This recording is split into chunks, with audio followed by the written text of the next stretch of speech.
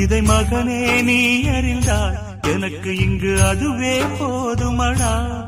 சில தவறை நான் புரிந்தால் எதற்கு என்று வரும் நாள் கூறுமடா.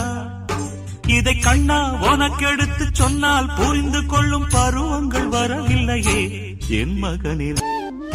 என்ன பெற்ற தாய்க்கு கூட என் பேர் சொல்ல வெட்கம்தான். என்ன செய்ய பாதை மாறி பிள்ளை சென்ற துக்கம்தான்.